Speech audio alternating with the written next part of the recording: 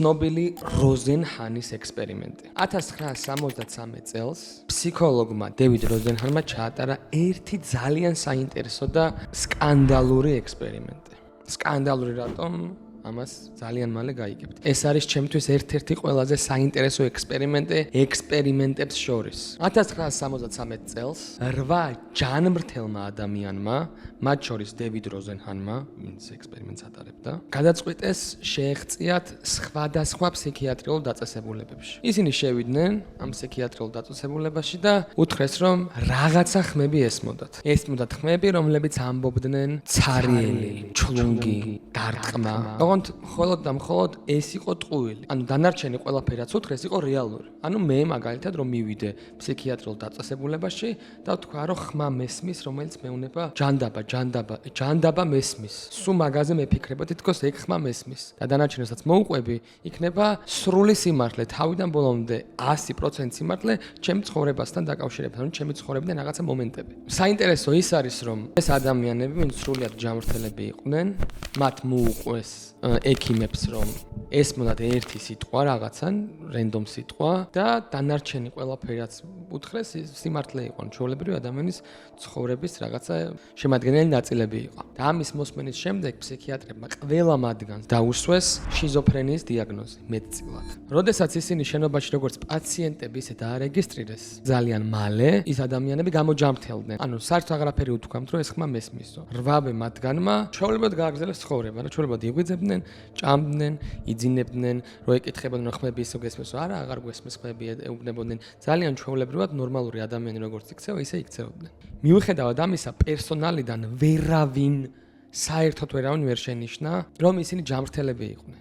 ანუ ეჭვიც კი არ გაუვლია არავის, რომ ის ადამიანები, რომლებიც უბრალოდ მოძრაობდნენ აქეთ-იქით, დადიოდნენ და არაფერს არ აშავებდნენ და არაფერი არ ელანდებოდათ, შესაძლებელია ჯანმრთელები ყოფილიყვნენ. და თითქმის ის ყველა ჩვეულებრივი ქცევა, რაც სიარულია, დაძინება, დღიურში რაღაცის ჩაწერა, აღიქმებოდა როგორც სიმპტომი. მაგალითად, დღიურში რაღაცის ჩაწერა ინიშნებოდა როგორც წერითი ქცევა. ყველაზე საინტერესო ის არის, რომ რეალურმა პაციენტებმა უფრო ჩქარა გამოააშკარავეს თუ პაციენტები ვიდრე ექიმებმა. ანუ ექიმებმა საერთოდ ვერ გამოააშკარავეს და რეალური პაციენტები მიხვდნენ, რომ ეს ადამიანები იყვნენ ცრუ პაციენტები. ამ ადამიანებმა, ცრუ პაციენტებმა, საშუალოდ 19 დღე გაატარეს დაწესებულებაში, ერთმა საერთოდ 52 დღე გაატარა დაწესებულებაში და ყველა ვინც გამოწერეს დიაგნოზით. შიზოფრენია რემისიაში. ანუ საერთოდ არავის უთქვამს იქ, რომ თავიდანვე ჯანმრთელები იყვნენ ეს ადამიანები. გადავიდეთ ახლა მეორე ნაწილზე, კიდევ უფრო საინტერესო ნაწილზე. როდესაც ეს ამბავი გაბაზრდა, ამ ამბავის შესახებ დაიწერა და გამოიცა სტატია, ერთ-ერთმა საავადმყოფომ თქვა, რომ შანსი არ არის ჩვენ საავადმყოფოშიო, ჩვენ დაწესებულებაშიო მსგავსი რაღაცაო გაგსვლოდათ. როზენჰანმა კიდე შესთავაზა, რომ შეაგზავნიდა იქ პაციენტებს და საავადმყოფო ვერ შენიშნავდა ამას. რაღაცა დროის მერე ამ საავადმყოფოში 41 პაციენტი იყო საეჭვო, ანუ 41 პაციენტი, ხვარი პაციენტი მოდის, გადაგზავნი გადაწესებულებაში და რაღაცა პაციენტს ეჭვის ქვეშ აყენებ, რომ შეიძლება ამას არ სჭირდეს. 41 ეგეთი პაციენტი ყავდა, მაგრამ plot twist-ი რა არის, იცით, რომ როზენჰანს საერთოდ არც ერთი ცრუ პაციენტი არ შეუგზავნია საავადმყოფოში. ანუ არავინ არ გაუგზავნია, მაგრამ ამათმა 41 პაციენტში დაინახეს ეჭვი და დააყენეს ეჭვის ქვეშ, რომ ეს შეიძლება იყოს ის ცრუ პაციენტი, რომელიც როზენჰანმა გამოაგზავნა. მაგრამ როზენჰანის აქედან არც ერთი არ იყო, იმიტომ რომ როზენჰანს არაფერიც არავინ არ შეუგზავნია. ასეთი საინტერესო ვიდეო შემხვდა, როდესაც ფსიქიატრებს ეუბნებიან, რამდენი პაციენტი ყავს განკურნებულიო და ყველას პასუხი არის არც ერთიო. არავის არ ვაკრიტიკებ მე, საერთოდ არ მაქვს კომპეტენცია ფსიქიატრიულ საკითხებში. უბრალოდ ეს ისტორია არის ფაქტი, ეს ისტორია არის დოკუმენტური და ძალიან მომეწონა, ძალიან დამაინტერესა, რომ წავიკითხე. ძალიან საინტერესო იყო და ამიტომ თქვენს გაგიზიარეთ. მეტი არაფერი, ხოლო რაც შეეხება ვიდეო იქნება 20 ფსიქოლოგიურ ფენომენზე, რომელზეც შეიძლება იცოდე და შეიძლება არ იცოდე. მაგალითად, ძალიან ცნობილი მანდელას ეფექტი, როდესაც გონია რომ ჟირაფის ზოოპარკში, თბილისის ზოოპარკში ნანახი ყავს, მაგრამ ამ დროს თბილისის ზოოპარკში ჟირაფი საერთოდ ნამყოფი არ არის. მაგრამ შენ დარწმუნებული ხარ, თბილისის ზოოპარკში ნანახი ყავს რაღაცა, ეგ არის მანდელას ეფექტი. როდესაც რაღაცა გონია რომ ესია, რაღაც გონია რომ ნანახი გაქვს, მაგრამ საბოლოო ჯამში შენმა ტვინმა ეგრე გადაწყვეტა, რომ იქ უნდა ყოფილიყო, რაღაცა ცარიელი ადგილები იყო შენი ბავშვობის ზოოპარკის მოგონებებიდან და ლოგიკურად შეავსო და ჟირაფი ჩასვა იქ. Fantasto, Skalmananes too much me. მოკლედ ეს არის ჩემი საყვარელი კომენტარი. ბევრი ძალიან კარგი კომენტარი დაიწერა, მაგრამ ეს არის ჩემი საყვარელი კომენტარი.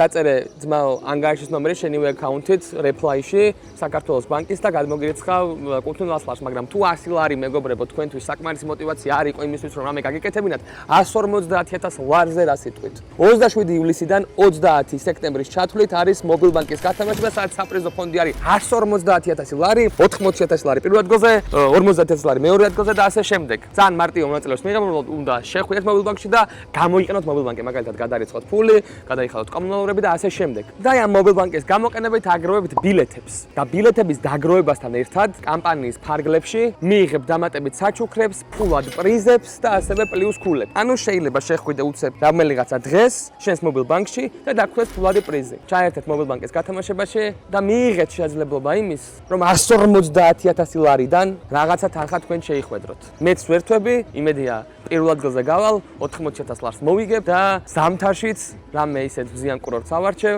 და ჩამოვალ დასასვენებლად. ეხა ზაგრის მიღება ვერ მოვასწარი, ძალიან ცხელა ვერ უწევარ მზეზე.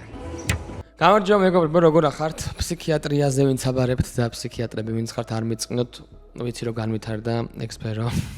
დარწმუნებული ვარ რომ თქვენ შეამჩნევდით, უბრალოდ იმაზეც ვერ შემეწინააღმდეგებთ რომ ნამდვილად საინტერესო ისტორია იყო. ესეთი ნეიტრალური გულშემატკივრისთვის. პირველი ფსიქოლოგიური ფენომენი ყველას რაც ახსენდება არის მანდილას ეფექტი. მანდილას ეფექტი ინტროშიც გითხარით. მანდილას ეფექტი არის, როდესაც რაღაცა გონია რომ იცი. ეგ როგორ ხდება, რანაირად ხდება, რატო ხდება. ხშირ შემთხვევაში რომ შენ რაღაცა მოგონება გაქვს, სადაც ეგ მოგონება ბუნდოვანია და ეგ მოგონება რომ სრულყოფილად ბუნდოვანი ნაწილი რომ ესე ციცარილი არ კონდეს, იქ ტვინი თავისით ლოგიკურ რაღაცებით ავსებს, როგორიც არის ზოოპარკში ჟირაფი მაგალითად, ან სახლში მაცივარი, ან რაღაცა ფეჩში ცეცხლი, სადაც არ ენტო ცეცხლი, მაგრამ ფეჩში თუ არის ტვინმა ცეცხლი წენთებოდაო და ეგრე დაგამახსოვრდათ. ეგ არის მანდელას ეფექტი. მოდი გადავდეთ შემდეგ ეფექტზე, რაც არის ტრუმენის შოუს დელუზია. ანუ არსებობენ ადამიანები, რეალურად არსებობენ ადამიანები, ვისაც გულწრფელად სწამთ იმისი, რომ მათი ცხოვრება არის რეალიტი შოუ და მათი ცხოვრებას აკვირდებიან. და დანარჩენი ყველა არის დაქირავებული მსახიობი და შენი ცხოვრება არის 100%-ით შოუს ნაწილი. შენ არ გაკეთილი ნება, უბრალოდ ხარ შოუს ნაწილი და შენ ეს არ იცი. მაგრამ ხვდები. ამ ადამიანებს გონიათ, რომ ხვდებიან მაგას. ოღონდ დარწმუნებულები არიან მაგაში. სად მოხდა პირველად, ანუ რატომ დაერქვა მას ფენომენი და არა ერთი ადამიანი ეგეთი არ არის, არსებობენ ადამიანები, მაგალითად 2003 წელს ნიუ-იორკის ფსიქიატრიულ საავადმყოფოში ფსიქიატრმა ჯოელ გოლდმა დააფიქსირა პირველი ასეთი პაციენტი, რომელსაც სჯეროდა, რომ ყველა მსახიობი იყო, საერთოდ ყველა, მისი ოჯახის წევრებიც კი მსახიობები იყვნენ და ამას ატყუებდნენ და აჯერებდნენ, რომ მას რეალურად ჰყავდა ოჯახი. ესეთი პაციენტები ჯამში იყვნენ 3. ანუ 3 ასეთი ადამიანი იყო და 3-ვე რო ხსნიდა ამ ყველაფერს. ანუ რო ცდილობდა რომ ექიმისთვის აეხსნა ეს ყველაფერი. 3-ვემ დამოუკიდებლად ერთმანეთისგან ასეთი ფრაზა თქვა, რომ აი ტრუმენ შოუ როგორც არისო. აი დაახლოებით ეგრე. და მაგიტომ დაერქვა ამას ტრუმენის შოუს დელუზია, იმიტომ რომ ეს არის დელუზია. რაღაცა რისიცაც გჯერა, მაგრამ არ არსებობს. მაგალითად დელუზია, რომ რონალდო არის გოუთი ფეხბურთის. მაგალითი მოვიყვანე. ასევე კაპგრას დელუზია არსებობს, როდესაც ადამიანს ჯერა რომ მისი ახლობელი ადამიანი, ან ცოლი, ან ქმარი, ან დედა, მამა, ძმა და შვილი შეცვლილი არის და ჩანაცვლებული არის იდენტური დუბლიორის მიერ. ანუ, როდესაც მე ჩემს მაგალითად უახლოეს ადამიანთან ერთად გავარ, ვაკვირდები და დარწმუნებული ვარ იმაში, რომ ის ისე გამოიყურება ზუსტად როგორიც არის, როგორი ხმაც აქ ეგეთნა იყოს, მაგრამ ის არ არის. და ის ტიპი მოიტაცეს და შეცვლილი არის იდენტური დუბლიორის მიერ. და ეს იმიტომ ემართებათ, რომ სახეს ცნობს ადამიანი, იმ ადამიანის სახეს ცნობს, მაგრამ ემოციურ კავშირს საერთოდ ვერ ამყარებს.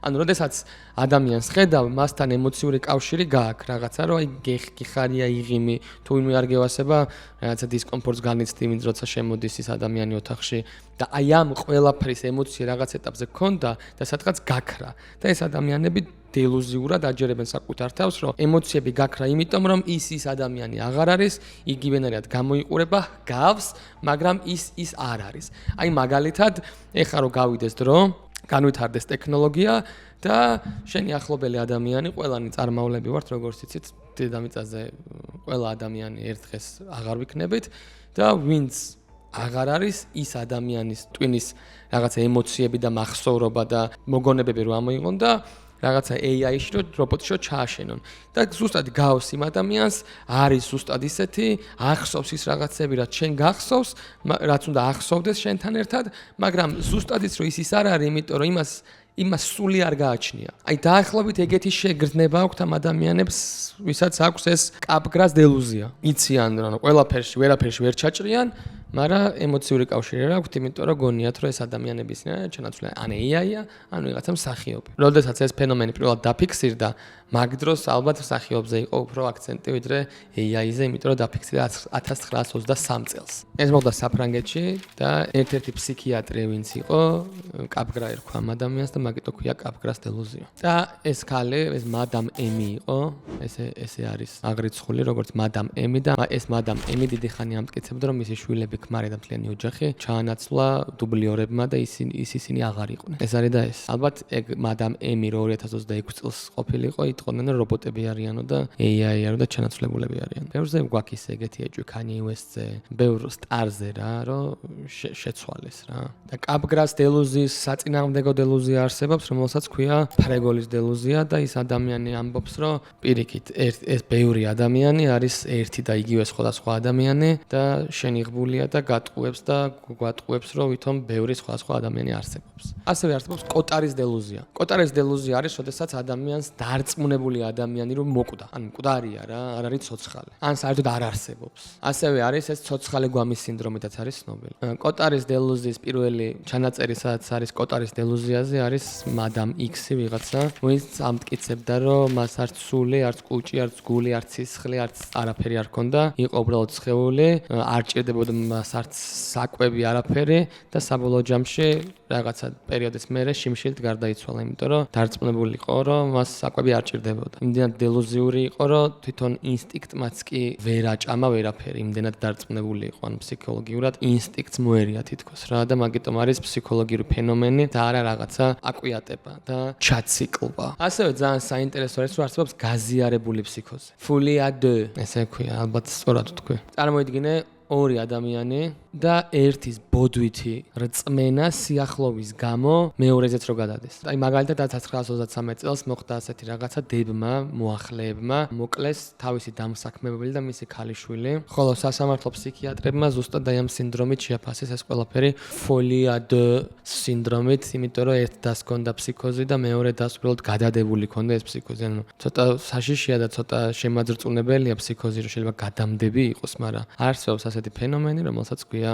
გაზიარებული ფსიქოზი. სტენდალის სინდრომი არის ესეთი საინტერესო სინდრომი, როდესაც ხელოვნებასთან შეხების დროს, აი მაგალითად ხატის შეხედვის დროს, მუსიკის მოსმენის დროს, ფილმის ყურების დროს რეალურ ემოციებს რო განიცდი. ანუ ეგეთი ვიდეოც იყო ადრე პოპულარული, რომ არსებობს ადამიანი, მაგალითად ადამიანები ბევრნი არიან, ბევრნი არა, მაგრამ ერთზე მეტნი არიან, რომელიც ნაწარმოების კითხვის დროს განიცდიან ორგაზმს, იმდენად განიცდიან იმ ხელოვნებას ბუნებრივად. კიდევ არის საინტერესო სინდრომი, რომელიც სინდრომიც ალბათ ძალიან ბევრს ემართება, ვინც პარიზში არის ნამყოფი, მის 50%-ს სინდრომის ჭირს, მაგრამ უფრო იაპონელებს ჭირთ ხოლმე, იაპონელებში უფრო არის ეს სინდრომი, ქვია პარიზის სინდრომი.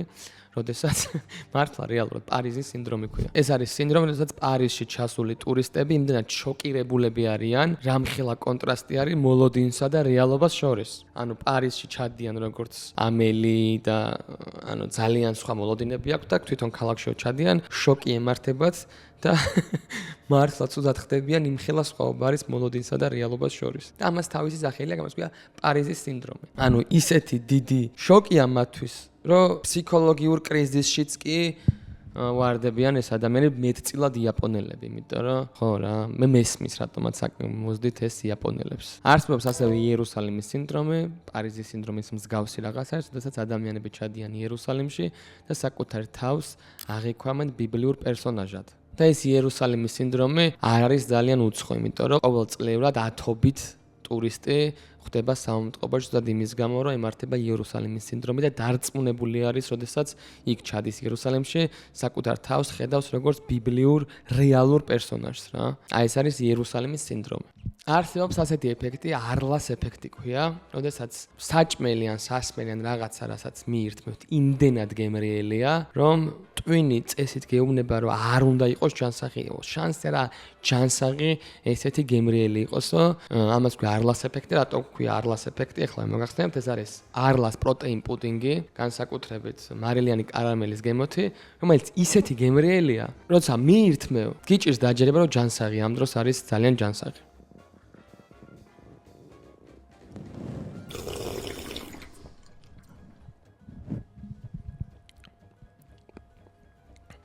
იოგურტებს და ეგეთ რაღაცებს.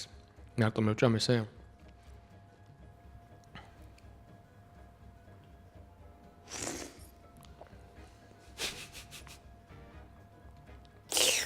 მადლობა. ასევე არის ალისას საოცრებათა ქვეყანაში სინდრომი ქვია. ალისას საოცრებათა ქვეყანაში სინდრომი ქვია, როდესაც ადამიანი დარწმუნებულია, რომ რაღაცის ზომები უბრალოდ იცვლება. ანუ მაგალითად, სახში მიხვედი, თეფშზე რამხელა გოგრის გულებიც გიყარა, ეს გოგრის გულები უფრო მოზრდილი არის, მაცივარი დაპატარავებული არის, ტელევიზორი გაზრდილია, საწოლი დაპატარავებულია და აი ეს ზომები, როგორც არის საოცრებათა ქვეყანაში რაღაცის ზომები არაადეკვატურად დიდი ან არაადეკვატურად პატარა, ეგეთი რაღაცა ემართებათ ადამიანებს და არის ასეთი თეორია, რომ სწორედ ვინც ალისა საოცრებათა ქვეყანაში დაწერა ისტორია, ეგ ადამიანი იტანჯებოდა ზუსტად აი ამ სინდრომით. ამიტომ ეს თეორია არის, რა თქმა უნდა. ეკპომის სინდრომი არის სინდრომი, როდესაც ადამიანი დარწმუნებულია, რომ საკუთარი კანის ქვეშ რაღაცები დაცოცავენ, მიუხედავად იმისა, რომ ექიმთან მიდიან, ექიმები ეხო, MRT, ყველაფერს უღებენ და საერთოდ არაფერი მათგან ქვეშ არ დაცოცავს, გარდა სისხლი მოედინება, მიუხედავად მაგისა ისინი დარწმუნებულები არიან მაინც, რომ მათ კან ქვეშ რაღაცები დაცოცავენ. ხოჭოები და ასე აი ხო იცით მუმია ხო ნახე გაქვთ ფილმი ეგ რაღაც კანქვეშ რაღაცა დაგდის აი დაახლოებით ეგეთი რაღაცა ხო ბევრი და პატარა არსებობს დიოგენეს სინდრომი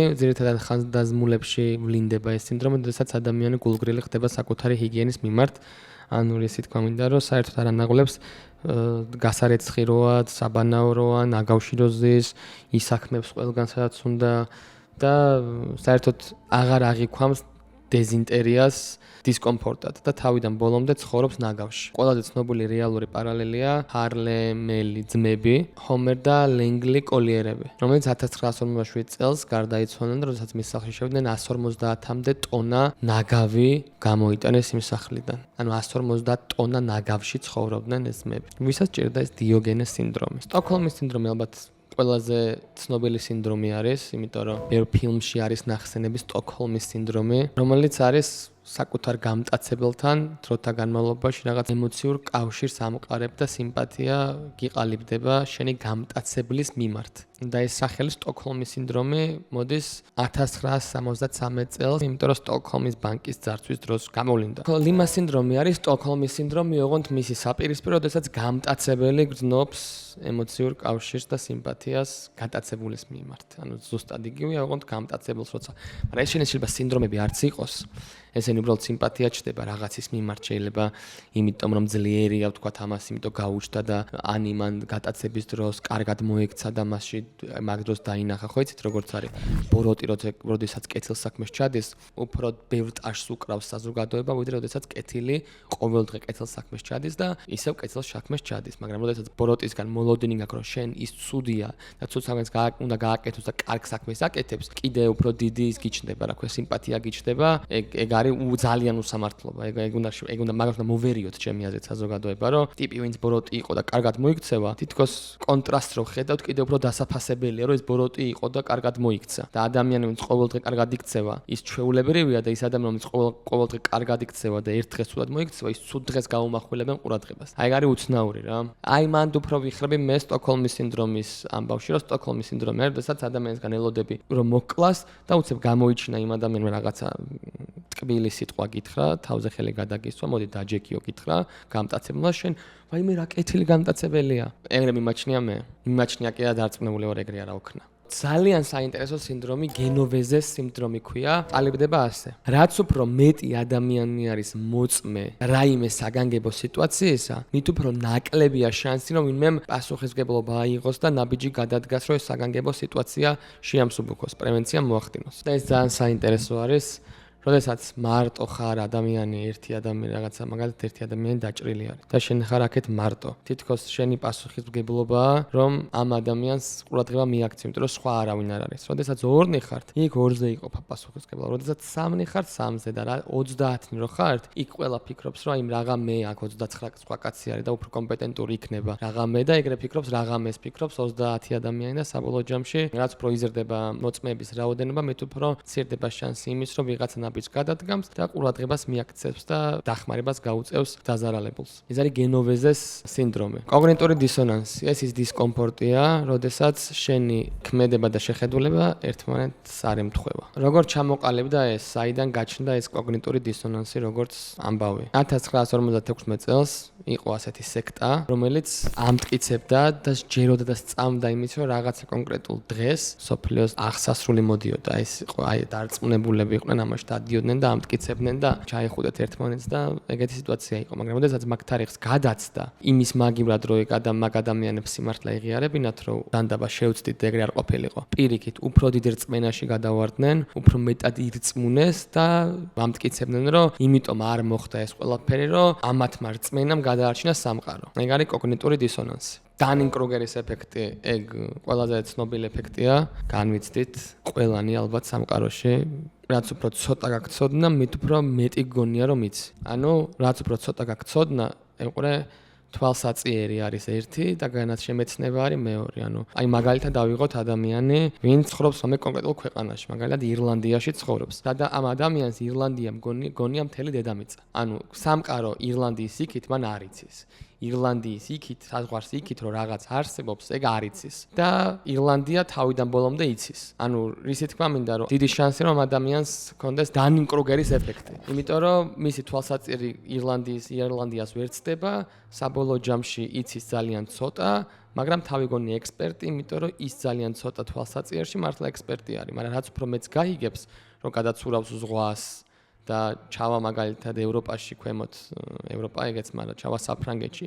იქ გაიგებს, რომ ვარ ამ ხელა ყოფილა სამყარო და გაზრდის თვალსაწიერს, ახალ რამეს გაიგებს, მაგრამ ამ ახალ რამის გაგებასთან ერთად გაიაზრებს იმასაც, რომ თვითონ არაფერი აქამდე არ იცოდა თურმე. ირლანდიის გარდა. აი ეს არის დანინგ-კრუგერის ეფექტი. ბადერ-მაინჰოფის ეფექტი, ერთ-ერთი ჩემი საყვარელი ეფექტი არის. ადრეც მაქვს ვიდეოში ნალაპარაკები ამაზე, ამ ეფექტზე. ძალიან საინტერესო არის. მე ახსნილი მაქვს ტვინი როგორ აკეთებს ამას. როდესაც რაღაცა სიტყვა არიცი, მაგალითად არიცი, ან რამე ბრენდი არიცი, მოდი იყოს სიტყვა არიცი რა. და ეს სიტყვა იყოს ამბიდექსტერი. ამბიდექსტერი იხმარება, გამოიყენება ფეხბურთში, გამოიყენება, ყველგან გამოიყენება, მაგრამ ნიშნავს, როდესაც ორივე ხელს ან ფეხს ერთნაირად კარგად იყენებ. ეს ამბიდექსტერი, როცა არიცი ეგ სიტყვა, არის მაგალითად 22 წლამდე არ იცოდი ეს ამბიდექსტერი რა იყო, იმიტომ რომ არსად არ გაგიგე ეს ამბიდექსტერი, ან პირველად გაიგე სადღაც ეს ამბიდექსტერი, როგორც კი გაიგე ეს ამბიდექსტერი, გადის დრო და სადღაც 208 ადგილებში გაჩნდება ეს სიტყვა ამბიდექსტერი. იქ ტაფსონა იყენებს ამბიდექსტერი, იქ რაღაცას აწერია კომპანია შეპესი ამბიდექსტერი. და უცებ